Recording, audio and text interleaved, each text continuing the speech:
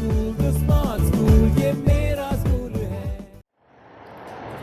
हमने स्टडी करनी है टेंशन एंड एक्सेलरेशन को टू बॉडीज़ में अटैच्ड विद अ स्ट्रिंग। अच्छा जी, टॉपिक का नेम स्टडी करते हैं। सबसे पहले motion of two bodies attached to the ends of a string that passes over a frictionless pulley such that one body moves vertical and other moves horizontal over a table। अब सबसे पहले तो हम इसकी स्टेटमेंट को समझते हैं कि क्या कहा है। हमें कहा क्या है कि दो बॉडीज़ हैं जो कि एक स्ट्रिंग के टू एंड्स के ऊपर अटैच हैं। ये इसकी कंस्ट्रक्शन। अब करना क्या है हम लोगों ने, वो कहा है एक टेबल के ऊपर पड़ी है, एक बॉडी जो है वो टेबल के ऊपर है और दूसरी वर्टिकल पोजीशन में उसके साथ नीचे हैंग हुई है, लटक रही है नीचे। ठीक है, तो हम लोगों ने उस स्ट्रिंग को एक पुली के ऊपर से गुजारा गया है और उसकी मोशन को हमने स्टडी करना है कि बॉडीज़ किस तरह से मूव कर रही हैं, उनमें कितना एक्सेलरेशन और कितनी टेंशन प्रोड्यूस होगी। First of all we have to study construction. What is construction? अच्छा जी, इसकी कंस्ट्रक्शन क्या है? ये बहुत इजी है। ये एक टेबल लिया गया है, टेबल की एक कॉर्नर पे एक पुली लगा दी गई है, फ्रिक्शनलेस पुली। ये है पुली जिसको हमने इससे अब हमने दो बॉडीज़ ली जैसे कि पिछले केस में हम लोगों ने किया था सिमिलर, वैसे ही उनको हमने नाम दे दिया ए और बी का। ठीक है, सेम बॉडीज़ है, टू ए एंड बी। अब एक बॉडी को जो था स्ट्रिंग की एक साइड के साथ बांधा, दूसरी को दूसरी साइड के सेकेंड एंड के साथ बांध दिया। तो उसके बाद हमने एक बॉडी बी को टेबल के ऊपर रखा सेंटर में करके और उस स्ट्रिंग को पुली के ऊपर से गुजारते हुए दूसरी बॉडी को नीचे की साइड पे लटका दिया।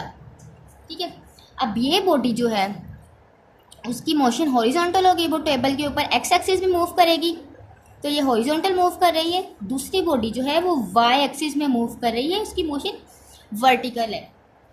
अब हमने कंस्ट्रक्शन तो इसकी देख ली, अब हम देखते हैं इन बॉडीज़ के ऊपर क्या क्या चीज़ें एक्ट कर रही हैं। सो पहले हम देखते हैं बॉडी ए। बॉडी ए जो है हमारे पास, जिसको हमने इसका हम कहेंगे, एक तो इसका वेट है जो डाउनवर्ड एक्ट कर रहा है, m1g से उसको रिप्रेजेंट किए। सेकंड थिंग क्या है, वो है इसकी टेंशन। और टेंशन सिमिलरली जैसे कि हम लोगों ने लास्ट केस में पढ़ा था, सेम रहेगी थ्रू आउट द स्ट्रिंग, जिसको हम t से रिप्रेजेंट करेंगे।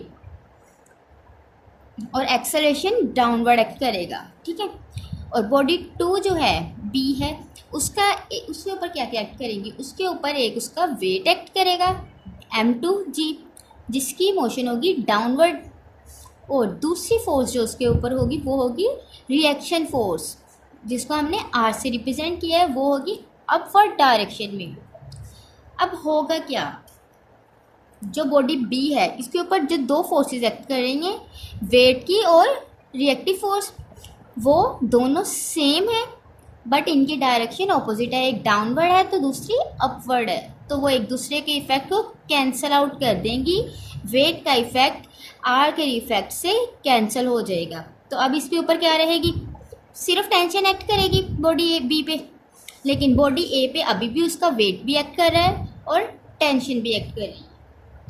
अब हम फोर्सेस फाइंड करते हैं दोनों बॉडीज़ के लिए, कौन कौन सी इसके ऊपर फोर्सेस एक्ट कर रही हैं। So force on body A which is similarly m1g minus T, जैसे लास्ट केस में हम लोगों ने स्टडी किया था।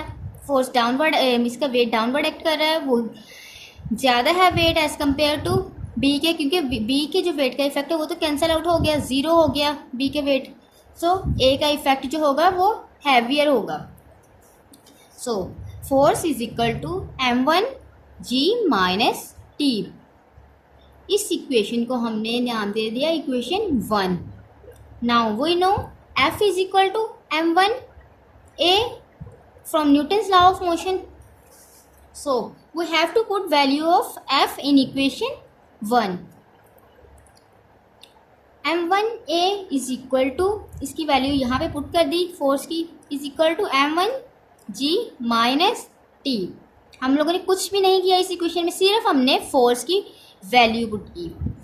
अब हमने फोर्स देखनी है बॉडी बी पे, फोर्स ऑन बॉडी बी।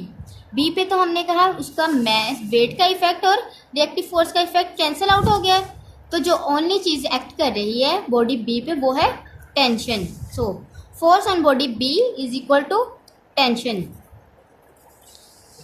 अब सिमिलरली F2 को भी हम न्यूटन्स का लॉ यूज़ करते हुए लिख देंगे M2A। अब यहाँ पे हम वैल्यू पुट कर देते हैं A इक्वेशन में, F is equal to T। So F की वैल्यू पुट कर दें अगर M2A, सो यहाँ पे हम कह देंगे कि T is equal to M2A। F की वैल्यू पुट करते हैं, T तो सेम रहा लेकिन F की वैल्यू पुट की M2A, so T is equal to M2A। इस इक्वेशन को हमने नाम दिया इक्वेशन 2 का।